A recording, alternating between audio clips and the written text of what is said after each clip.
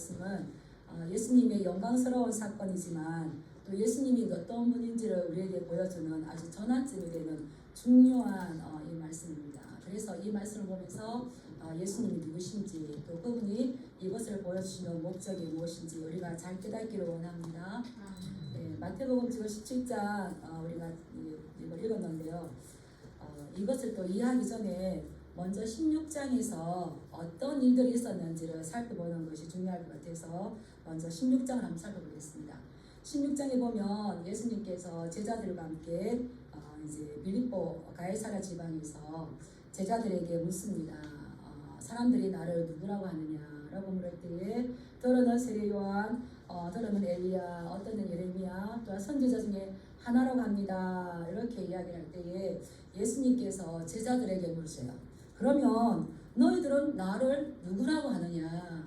그때 누가 즉답합니까? 이 베드로가 즉답을 합니다.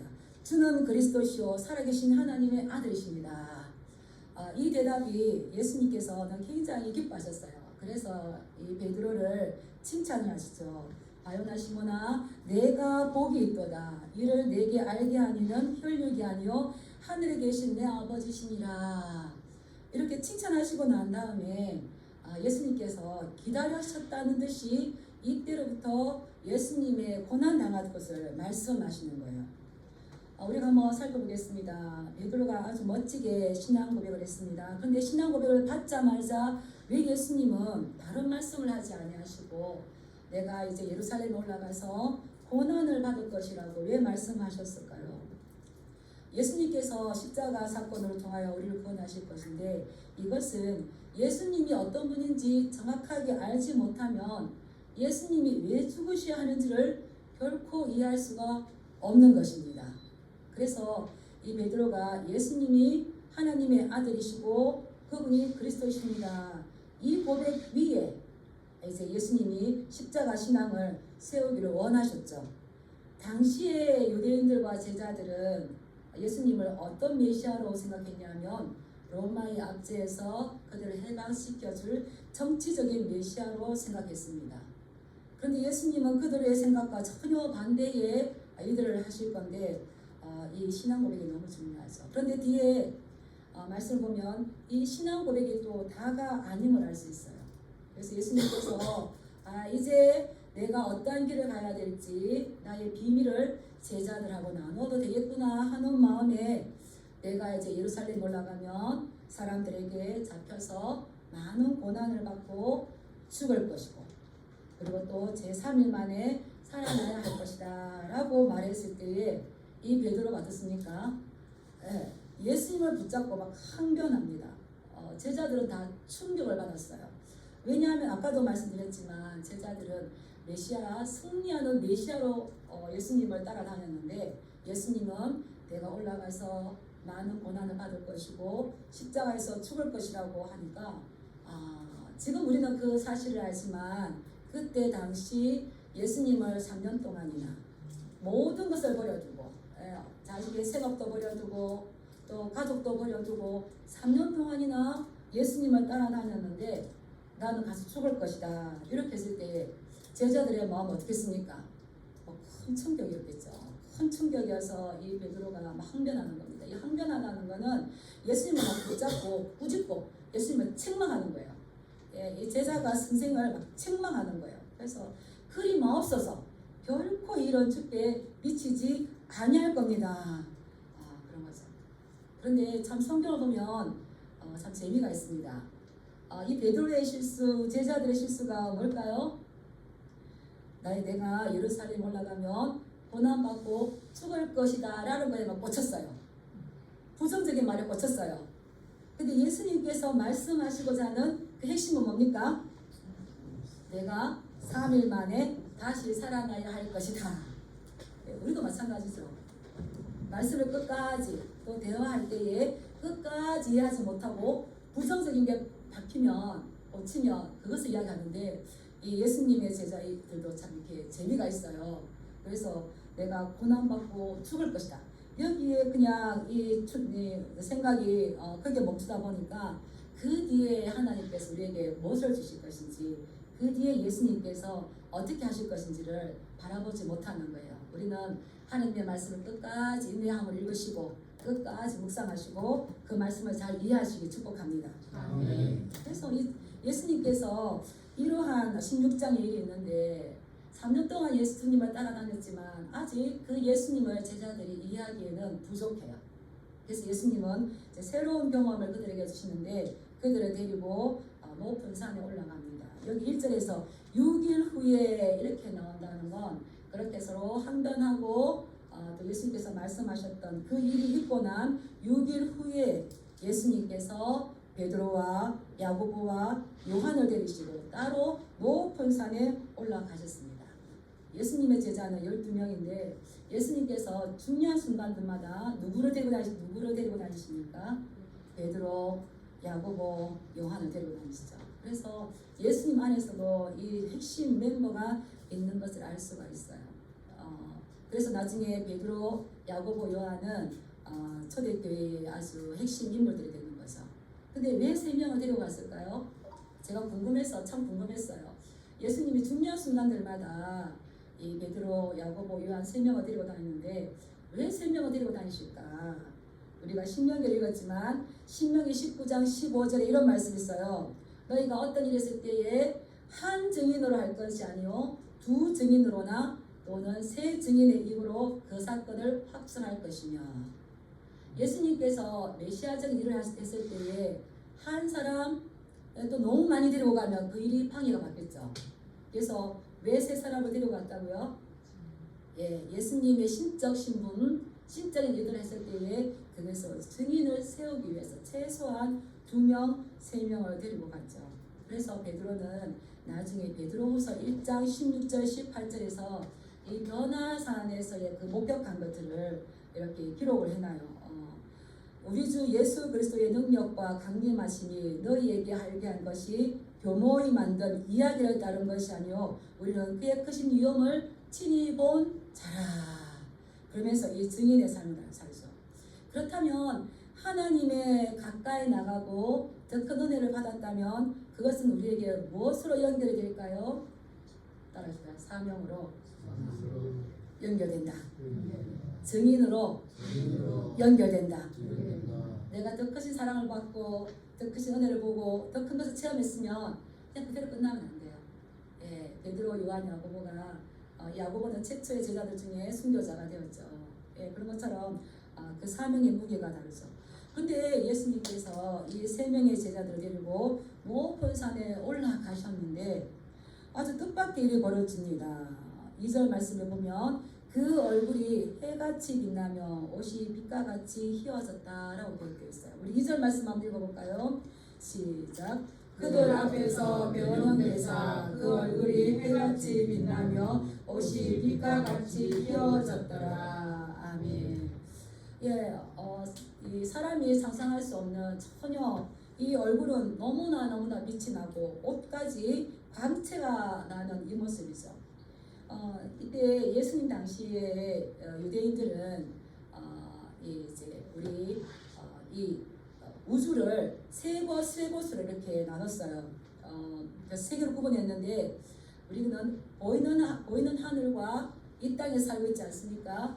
근데 이 유대인들은 보이지 않는 하늘이 있다고 생각했어요. 보이는 하늘, 스카이 여기 있잖아요.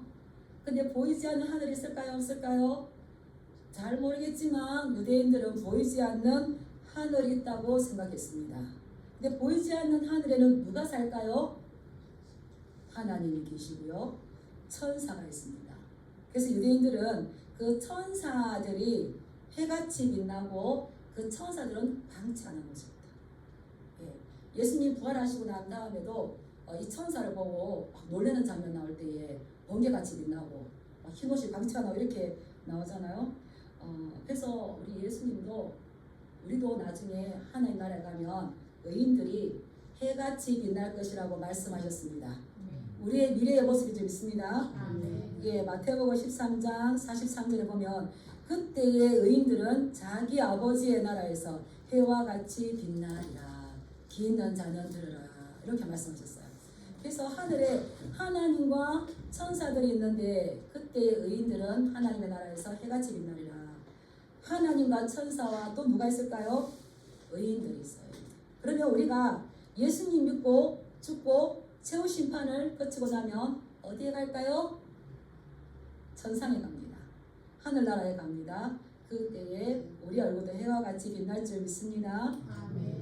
이거 다니엘서에서도 말씀하셨잖아요. 12장 3절에 지혜 있는 자는 궁창의 빛과 같이 빛날 것이요 많은 사람을 옳은 대로 돌아오게 하는 자는 별과 같이 영원토록 어떻게 하리다.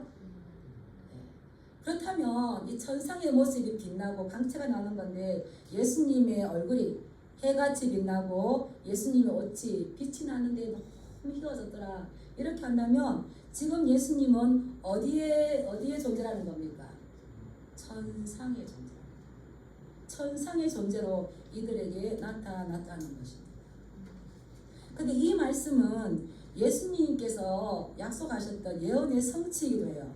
우리 16장 28절 한번 읽어보겠습니다. 시작. 진실로 너희에게 이르노니 여기 서 있는 사람 중에 죽기 전에 인자가 그 왕권을 가지고 오는 것을 볼 자들도 있느니라. 예수님께서 이제 자기의 고난을 말씀하시고 난 다음에 여기에 서 있는 사람 중에 내가 왕권을 가지고 오는 것을 볼 자들도 있느니라. 그게 성취된 게 뭡니까? 변화사 사건. 여기 서 있는 사람 누가 올라간 겁니까? 베드로, 야고보, 요한이 올라간 거죠. 그래서 예수님께서 이 변형되는 모습은 예수님께서 왕권을 가지고 계시고 저 왕권을 가지고 다스리시고 마지막 때에 또 다시 왕권을 가지고 오실 것이라는 것을 이 부활의 영광을 제자들에게 부분적으로 보여주고 있어요. 맛보기로 보여주고 있어요. 그래서 우리가 오늘 찬송가 324장 불렀지만 그 신영광 보여주며 나와 함께 가시네. 우리는 지금 예수님을 믿습니다. 근데 그 앞길을 모르고 믿습니까? 이미 우리는 크신 영광을 본 자들입니까? 못 봤다고 하지 마시기 바랍니다. 말씀을 통하여서 또 이 찬양을 통하여서 우리는 크신 영광을 본 자들이고 예수님께서 그냥 오시리라 한 것이 아니라 그 영광을 보여주시고 우리를 부르셨기 때문에 우리는 눈을 똑바로 뜨고 예수님을 잘 따라가시길 축복합니다. 그 지금 이 예수님이 천상의 존재라는 것을 보여주고 있는데 이것도 충격인데 더 놀라운 광경이 펼쳐집니다. 3절에 보면 그때에 모세와 엘리야가 예수와 더불어 말하는 것이 그들에게 보이거늘. 그 예수님 앞에 누가 나타났다는 겁니까? 모세와 엘리야가 나타났다는 겁니다. 모세와 엘리야가 난데없이 나타나서 지금 예수님에게 말을 하는 거예요. 이야기하고 있는 거예요. 이 모세와 엘리야가 예수님께 나타난 건데 왜 신앙에 많은 믿음의 조상들이 있는데 왜 이 모세와 엘리야가 있을까요? 신학은 발전하는 줄 믿습니다. 신학은 발전해요. 예전의 책에서는 모세는 율법의 대표이고 엘리야는 선지자의 대표이기 때문에 그렇다라고 했는데 또 제가 이제 봤던 그 책에서는 그것도 맞겠지만 예수님과 이 모세와 엘리야가 공통점이 있어요. 엘리야와 모세가 공통점은 있습니다. 모세 백성들이 환영했습니까? 많은 배척을 당했습니까? 많은 배척을 당했어요. 엘리야 또한 갈멜산 전투할 때에 백성들에게 많은 환영을 받았습니까? 배척을 받았습니까? 배척을 받았습니다. 모세와 엘리야는 그가 하나님의 말씀 때문에 백성들에게 많은 배척을 받을 뿐만 아니라 많은 고난을 받았는데 그래도 중요한 것 모세와 엘리야가 그 배척받고 고난받을 때에 하나님의 말씀을 포기했던 것이 아니라 끝까지 어떻게 했습니까? 하나님의 뜻과 하나님의 말씀에 순종했습니다. 그렇기 때문에 모세와 엘리야는 의인의 반열에 올라섰고 지금 어디에 가 있는 겁니까? 천상의 존재로 올라간 겁니다. 그래서 이제 예수님과 누가복음을 보면 모세와 엘리야가 만나서 예수님과 만나서 뭐에 대해서 이야기하고 있어요? 멸세에 대해서. 예수님의 죽음에 대해서 이야기하고 있습니다. 아마 격려하시거나 어떤 일이겠죠. 그래서 예수님도 이 땅에 메시아로 오셨지만 사람들에게 환영을 받지 못합니다. 인정을 받지 못하고 배척당하고 고난받고 버려짐을 당하지만 예수님 또한 어떻습니까? 모세와 엘리야처럼 끝까지 그 사람들을 두려워하지 아니하고 하나님의 뜻에 순종하는 것을 이야기해 주는 겁니다. 그래서 이 모세와 엘리야가 이 영광 가운데 나타났듯이 예수님도 이 모든 것을 하나님의 뜻 가운데 초점을 맞추고 반드시 어디에 설 것이다? 영광의 모습으로 설 것이다. 그렇다면 이것을 지금 제자들에게 보여주고 있어요. 교육시키고 있는 것입니다. 모세와 엘리야가 고난 가운데서도 하나님의 뜻만 순종하였고 이제 예수님도 그 길을 갈 거라면 지금 높은 산에 올라와 있는 이 제자들의 앞길도 어떻게 하는 겁니까? 따라하겠습니다. 예수님께서 보여주신 그 길을 가야 한다.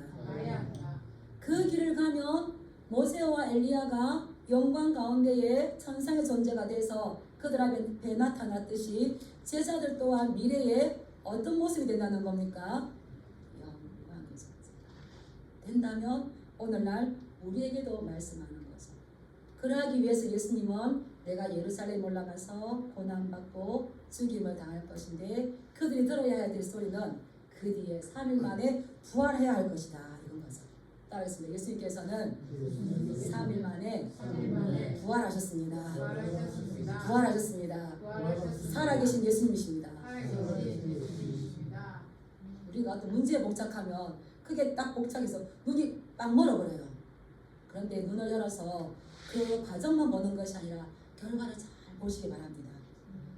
근데 이 제자들은 아직도 깨닫지 못했어요. 이 황홀한 광경을 보는데 베드로가 뭐라 그럽니까? 보니까 너무너무 이렇게 황홀한 그런 시간이었어요. 그래서 주여 우리가 여기 있는 것이 좋사오니 만일 주께서 원하시면 내가 여기서 초막 세서질 때 하나는 주님을 위하여 하나는 모세를 위하여 하나는 엘리야를 위하여 하리이다. 너무 좋은 생각이죠. 너무 기발하고 너무 기특하지 않습니까? 그런데 하나님은 이것을 어떻게 합니까? 거절하십니다. 받아들이지 않습니다. 이 임시 텐트를 짓는다 한들 우리 예수님과 모세와 엘리야가 거할 수 있는 것이 되겠습니까? 근데 그렇게 말을 할 때에 5절에 보면 말할 때에 아직 베드로가 지금 내가 주를 위해서 엘리야를 위해서 모세를 위해서 임시 텐트를 짓겠습니다 말할 때에 홀련히 빛난 구름이 그들을 덮습니다. 홀련히 구름이 베드로와 야고보와 요한을 덮으면서 하늘에서 소리가 납니다. 우리 5절 말씀 한번 읽어볼까요? 시작. 말할 때에 홀련히 빛난 구름이 그들을 덮으며 구름 속에서 소리가 나서 이르시되 이는 내 사랑하는 아들이요 내 기뻐하는 자니 너희는 그의 말을 들으라 하시는지라. 아멘. 홀련히 빛난 구름이 나타나서 그들을 듣고 하늘에서 이런 말이 들립니다. 이는 내 사랑하는 아들이요 내 기뻐하는 자다. 우리 이 구름이 임한다는 건 하나님의 임재를 상징합니다. 빛난 구름이라는 것은 지금 하나님의 영광이 이 자리에 함께하고 역사하고 있다는 거죠. 그래서 초자연적인 이러한 상황인데 거기에서 예수님은 나의 사랑하는 아들이라는 거예요. 내가 기뻐하는 자라는 거예요. 이 말은 어디서 우리가 익숙하지 않습니까? 예수님께서 세례 받으시고 물에서 올라오실 때에 하늘에서 소리가 있어서 이는 내 사랑하는 아들이요 내 기뻐하는 자라 하는 음성이 있는데 오늘 여기 17장에선 한마디가 더 있습니다. 어떤 말이 있습니까? 따라하겠습니다. 너희는 그의 말을 들어라. 너희는 그의 말을 들어라. 제자들에게 내가 여기다 초막세제 짓겠습니다. 집을 짓겠습니다. 이렇게 하는데 그게 중요한 게 아니라 너는 예수가 어떤 말을 하는지 정확하게 들으라고 지금 말씀하시는 거죠. 이미 이 말은 구약의 예언된 말씀이었어요. 예수님께서 구약의 약속을 성취하시는 분이신 줄 믿습니다. 신명기 18장 15절에 보면 모세가 메시아가 날 것을 예언하셨어요. 거기에 뭐라고 말씀하셨냐면 내 하나님 여호와께서 너희 가운데 내 형제 중에서 너를 위하여 나와 같은 선지자 하나를 일으키시리니 너희는 그의 말을 들을지니라. 그래서 이 예수님은 내가 너희를 위하여 나와 같은 선지자 하나를 일으키는데 그 선지자가 누굽니까? 예수님이시죠. 예수님. 그러면 내가 그 선지자를 보낼 테니까 너희는 누구의 말을 들으라고요? 이미 모세를 통하여서 선지자를 보냈을 때에 너희는 그 선지자 즉 예수님의 말씀을 들으라고 이야기했습니다. 그런데 지금 그 구약에 약속하였던 그 메시아가 이 제자들 눈에 누굽니까? 예수님. 그래서 제자들은 예수님이 기적을 조금 행하시고 우리보다 조금 능력 있으시고 그런 분이 아니라 누구의 아들이라는 겁니까? 하나님의 아들이시고 구약시대 때부터 하나님께서 예언하셨던 그 메시아가 지금 내 앞에 있으니 그분의 말을 듣는 거죠. 어떤 말을 들어야 될까요? 예수님은 이 베드로의 신앙 고백을 듣자마자 내가 예루살렘 올라가면 사람들에게 잡혀서 많은 고난을 받을 것이고 내가 십자가에 죽을 것이다 라고 말씀하셨고 처음으로 말씀하셨고 두 번째 말씀하시고 세 번째 말씀하십니다. 그럼 제자들이 들어야 될 말은 어떤 말들일까요? 예수님께서 십자가에서 고난받고 죽고 3일 만에 부활한다는 것을 들어야 되는 거예요. 그래서 너희는 그의 말을 들으라. 베드로처럼 주여 그리하지 마옵소서 결단코 이 일이 일어나지 않을 겁니다. 항변하는 것이 아니라 예수님의 십자가 사건을 너희들도 받아들이고 용납하고 따르겠습니다. 그의 십자가의 길을 너희도 따라가라. 이걸 들으라는 거예요. 그래서 제자들의 생각의 전환을 완전하게 가져오신 거죠. 너희가 예수님이 고난받고 죽임을 당해야 한다는 이 영광스러운 십자가의 비밀을 의심하지 말고 그대로 듣고 그대로 믿고 그대로 따라라. 즉 그의 말씀에 순종하라는 거예요. 순종하는 거예요. 이건 어떻습니까? 앞으로 어려움과 위기와 고난이 온다 할지라도 이 제자들은 구약에 약속하셨던 메시아가 지금 그들의 눈앞에 있을 때에 예수님이 말씀하시는 거 안 됩니다. 항변하고 책망하고 부짖는 것이 아니라 그분의 말씀에 온전하게 순종해야 할 것만 지금 말씀하고 있는 겁니다. 주님의 말씀에 잘 순종하시길 축복합니다. 네. 그때에 이제 이 말을 들었을 때에 제자들은 굉장히 두려워하죠. 우리 6절 한번 볼까요? 시작. 제자들이 듣고 심히 두려워하니. 하나님의 임재를 경험해 보셨습니까? 기도하는 가운데나 또 말씀 읽을 때에 주님의 임재를 체험해 보셨습니까? 우리가 하나님을 잘 모를 때에는 우리가 하나님 앞에 큰 소리 칠 수가 있어요. 하나님 왜 그렇습니까? 이렇게 할 수 있는데 저는 이 말씀을 보면서 그 제자들이 두려워하고 엎드렸다는 것을 충분히 이해합니다. 제가 왜 이 자리에 있냐면 그 하나님을 만났기 때문이죠. 제가 하나님을 온전하게 만나지 않았을 때 내가 생각하는 하나님을 마음껏 자주했어요. 근데 정확하게 별다른 소리도 안 하셨어요. 별다른 말씀도 하지 않으셨는데 하나님 음성을 이렇게 듣고 나니까 그냥 두려워요. 왜 그럴까요? 연약한 인간은 하나님께서 말씀하시는 그 어미하신 말씀을 받을 수가 없어요. 그 말씀 우리가 어떻게 이해할 수가 없어요. 받을 수가 없어요. 그래서 떨릴 수밖에 없어요. 이거는 무서워서가 아니라 거룩하신 하나님의 그 위험 앞에 연약한 인간이 섰을 때에 그냥 우리는 존재감이 없는 거죠. 항상 주님 앞에 서시길 축복합니다. 그래서 그 만학자들이 코람되어 내가 하나님 앞에 선다면 다르죠. 그래서 두려워서 떨어서 엎드리고 어떻게 할지 모르게 이게 몸이 마비되었을 때에 예수님께서 그들에게 다가오셔서 어떻게 합니까? 손을 대시며 말씀하시죠. 일어나라, 두려워하지 말라. 성경에 두려워하지 말라가 누가 머리 좋은 사람이 세워봤는가 봐요. 366번이 나온대요. 우리 1년이 며칠입니까? 365일. 그렇다면 매일매일 두려워하지 말라고 우리에게 말씀하시죠. 우리가 살다 보면 나의 건강의 문제로, 자녀의 문제로, 어떤 사업의 문제로 두려워할 일들이 얼마나 많습니까? 근데 예수님께서는, 하나님께서는 그렇게 두려워할 줄 알고 두려워하지 말라 라고, 안심하라 라고 말씀하시고 내가 너와 함께 하실 것이라고 몇 번 말씀하셨다고요? 366번 말씀하셨습니다. 두려워하지 마시기 바랍니다. 예, 주님을 의지하시길 축복합니다. 예, 일어나라 두려워하지 말라라며 예수님께서 이 제자들을 어루만졌을 때에 제자들이 정신을 차리고 눈을 들어서 주위를 살펴봤습니다. 누가 다 없어진 겁니까? 따라하겠습니다. 모세도 없어지고 엘리야도 없어지고 오직 예수만 보이더라. 네. 이들은 이 신비한 체험을 겪었는데, 그래서 모세도 보고요 엘리야도 봤는데 이제 다 떠나가고 오직 예수님만 남았어요. 그래서 이 마태의 기자는 오직 예수 외에는 아무도 보이지 아니하더라라고 이야기하는 거예요.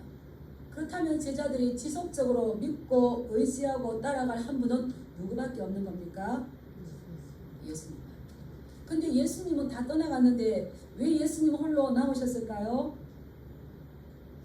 이 땅에서 아직 사명으로 하실 일이 있으신 거죠. 십자가의 죽음을 통해서 우리 죄를 위해서 십자가의 고난을 당하셔야 돼요. 그 사명이 있으신 거죠.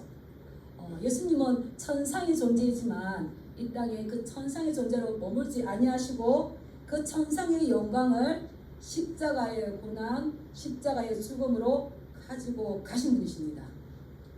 이해가 가십니까?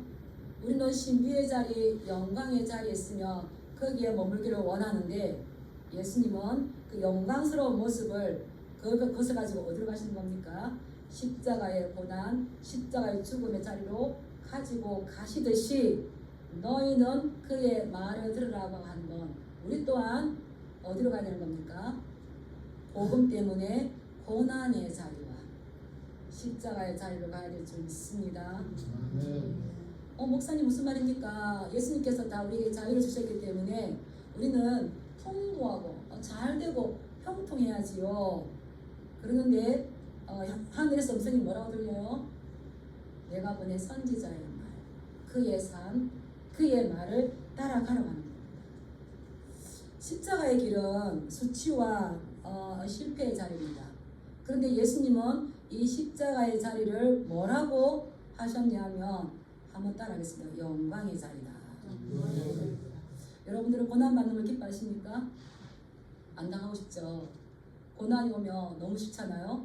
근데 예수님은 내가 잘못해서 어려움 받는 거 말고 복음 때문에 당하는 고난을 뭐라고 하셨다고요? 영광이라고 하셨어요. 요한복음 12장 23절에 보면 예수님께서 십자가 죽음을 앞에 두고 하셨던 말씀은 인자가 영광을 받을 때가 왔다라고 했습니다. 내가 죽을 때가 왔고 내가 수치당할 때가 온 것이 아니라 인자가 영광을 받을 때가 왔다고 했어요. 저주받을 때가 아니라 인자가 영광을 받을 때가 왔다. 이 영광이 뭘까요? 영광이라는 건 우리가 내가 잘 되고 나면 하나님 영광 받으시옵소서 라고 하는데 그것도 맞지만 진정한 영광은 그런 것이 아닙니다. 진정한 영광은 하나님이 어떤 분이신지를 가장 온전하게 세상에 드러내는 것입니다. 이해가 가십니까? 하나님 어떤 분이신지를 온전하게 드러날 때 내가 잘 됐을 때가 아니라 그렇다면 왜 이 십자가가 영광의 사건이겠습니까? 십자가는 하나님께서 죄인들을 향하신 무한한 사랑과 동시에 죄를 절대로 용납할 수 없는 하나님의 공의가 십자가에서 동시에 100% 충족되는 사건이기 때문입니다. 하나님은 죄인들을 사랑하지만 그 죄는 결코 용서할 수 없기 때문에 죄는 뭐를죠? 죄는 반드시 형벌이 있습니다. 믿으십니까? 인정하기 싫으십니까? 근데 그 형벌의 자리에 누구를 두신 겁니까? 예수 그리스도를 두심으로 하나님의 사랑이 얼마나 큰지, 그리고 또 결코 죄를 용서하지 않는 하나님의 공의가 어떤 것인지를 보여줬기 때문에 이 고난의 자리가 영광의 자리인 줄 믿습니다. 제가 이거를 우리가 이해는 하지만 느릿느릿 이해를 하지만 빠르게 이해하는 건 쉽지 않을까 생각했었어요. 우리 성도님들. 그래서 생각해봤어요.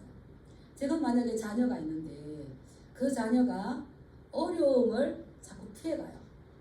자꾸 피해가는 거 하고, 그런데 그 자녀가 그 어려움을 그 어려움을 끝까지 감당을 해. 끝까지 감당을 해. 그러면 우리 어머니 아버지 여러분들, 그 자녀가 요행을 부려서 어려움을 피해가는 게 기쁩니까? 정말 내 자녀인데 저 아이가 너무 힘들지만 그 어려움을 끝까지 감당하려고 성실하게 나아가는 그 모습이 기쁩니까? 그 모습을 볼 때 기쁘죠. 그리고 뭐라 되고 싶죠. 그리고 그렇게 할 때에 내가 영광을 받는 거야. 이 기독교는 이 고난을 피해가라고 말씀하지 않습니다. 그 고난 가운데 주님께서 함께 하시기 때문에 그 고난을 이기라고 말씀하시는 거죠. 그래서 우리는 따라서 고난을 면제받을 때보다 그 심한 고난 중에도 하나님을 신뢰할 때에 하나님께서 가장 큰 영광을 받으신다. 어렴풋이 이해가시죠? 어렴풋이 이해가 가시는데 이걸 10% 이해가지만 이것을 꽉 붙잡으시고 10% 이해가는 거를 30%로 만드시고 50%로 만드시고 100% 만드시기 축복합니다. 우리가 하나님의 자녀들은 고난을 면제받는 걸 기뻐하지 않아요. 그 고난 가운데서도 하나님을 신뢰하고 이 고난의 가치가, 하나님의 영광의 가치가 얼마나 큰지를 증명하고 그 고난 가운데에서 하나님을 의지할 때에 하나님께서 크게 영광 받으십니다. 우리가 주기철 목사님, 성령호 목사님 봤잖아요. 그분들이 고난받지 않았다면, 그냥 타협했다면 우리에게 이렇게 죽음을 가지고 우리가 말씀하지 못하시겠죠. 근데 그분들은 고난 가운데서도 하나님을 의지했을 때에 하나님 영광 받으시고 하나님 어떤 분인지 증명해주고, 오늘 우리가 그 믿음의 선진들을 본받고자 하는 이 믿음을 주지 않습니까? 너희는 그의 말을 들으라. 예수님께서 어떤 길을 가셨는지, 예수님께서 제자들에게 궁극적으로 무엇을 말씀하셨는지 이것을 잘 듣고 그 길을 따라가는 것이 우리의 영광인 줄 믿습니다. 이 세상은 고난을 싫어해요. 고난을 만나면 절망하고 눈물을 흘리죠. 우리 기독교가 말씀 가운데로 돌아와서 이거를 잘 정화시켜야 돼요. 그런데 아까도 말씀드렸지만 기독교는 고난은 피하는 법을 가르치지 않습니다. 고난을 통해 영광 이루는 법을 가르치며 고난 자체도 영광입니다. 고난 뒤에도 영광이 오겠지만 고난의 길을 걸어가는 이 자체도 하나님께 영광인 줄 믿습니다. 그래서 예수님께서 말씀하셨어요. 마태복음 5장 12절을 보면 나로 말미암아 너희를 박해할 때에 기뻐하고 즐거워하라. 하늘에서 너희 상이 큼이라. 박해받고 고난받을 때에 어떻게 하라고요? 기뻐하고 즐거워. 이거는 기뻐하며 춤추라는 거예요. 왜 그렇습니까? 고난에 감추어진 영광을 알기 때문에, 고난 뒤에 오는 영광을 알기 때문에. 저는 어릴 때 어머니에게 이런 말을 많이 들었어요. 고난 뒤에 낙이 온다. 맞습니까? 고생 끝에 낙이 온다. 그걸 우리 예수님께서 이렇게 말씀하신 거예요. 세상의 방법도 그리 하거늘. 그래서 저도 고생 끝에 낙이 오기 때문에 젊은 고생 사서한다. 젊은 고생 사서하는데 저희 어머니가 기가 찬 말씀하셨어요. 어떻게 엄마 그런 일을 하세요? 하니까 한번 따라해볼까요? 고난을 낙으로 삼고 고난을 기쁨으로 삼는. 그게 우리 사람들이 살아가면서 우리 어르신들이 삶의 지혜를 얻은 거지만 우리 예수님의 말씀이 그 말씀이에요. 고난을 낙으로 삼고 고생 끝에 낙이 오는 걸 느끼며 이 고난을 지금 감당할 때에 우리는 영광의 존재로 잘 준비되어 가는 줄 믿습니다. 아멘. 너희는 나로 말미암아 박해를 받을 때에 기뻐하고 즐거워하라. 지금 이것이 고난이 영광의 길을 가는 것이고 이것이 끝났을 때에 더 큰 영광으로 가는 것이기 때문에 너희의 상이 큼이라라고 말씀하셨습니다. 예, 춤추며 기뻐하시길 축복합니다. 바울은 이것을 알기 때문에 로마서 5장 3절에서 이렇게 말씀하셨어요. 또한 그로 말미암아 우리가 믿음으로 서 있는 이 은혜에 들어감을 얻었으며 하나님의 영광을 바라고 즐거워하느니라. 다만 이뿐 아니라 우리가 환난 중에도 즐거워하느니. 예, 고생을 나고 삼으시 축복합니다. 환난 중에도 즐거워하시기 축복합니다. 바울은 얼마나 많은 감옥에도 돌에 맞아 죽기도 하고 바다에 빠져 죽을 고비했지만 하나님의 영광을 바라보고 즐거워한다고 했습니다. 따라서 고난의 무게가 클수록 영광의 무게도 크다. 이게 생각의 전환을 가지지 않으면 고난이 올 때 다 도망가요. 다 도망가요. 근데 고난이 올 때 도망가는 것이 아니라 그때에 어떤 사람 바라보지 아니하고 세상 같은 거 바라보지 않고 오직 예수님께서 나에게 무엇을 말씀하시고 지금 예수님께서 나에게 무엇을 원하시는지 그분의 말씀만 듣고 그분만 바라보면 영광의 길로 우리를 인도해 주시는 줄 믿습니다. 그래서 많은 사람들은 고난은 유익이라고 합니다. 그때에 이제 이 영광을 보고 난 다음에 제자들이 예수님 같이 내려오면서 예수님께 물어요. 예수님, 그럼 어찌하여서 서기관들이 엘리야가 먼저 와야 하리라 합니까? 이렇게 이야기했을 때 예수님께서 엘리야가 이미 왔다. 엘리야가 이미 왔지만 사람들이 알지 못하고 임의로 그를 대우하였기 때문에 인자도 이와 같이 그들에게 고난을 받으리라. 말라기 4장 5, 6절 말씀을 보면 예수님께서 하나님께서 이제 이 아들의 마음을 아버지께로 돌이키게 하기 위해서 엘리야를 보낸다고 약속하셨어요. 그래서 엘리야를 보냈어요. 엘리야로 오신 선지자가 누굽니까? 마지막 선지자 세례 요한이에요.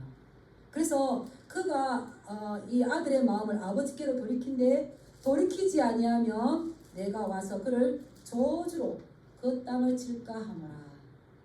저주로 치지 않도록 하나님 아버지의 마음을 전할 수 있는 세례 요한을 보냈는데 이들은 세례 요한이 왜 왔는지 누가 보냈는지를 알지 못하기 때문에 결국 그를 목배임 당하게 죽게 말았습니다.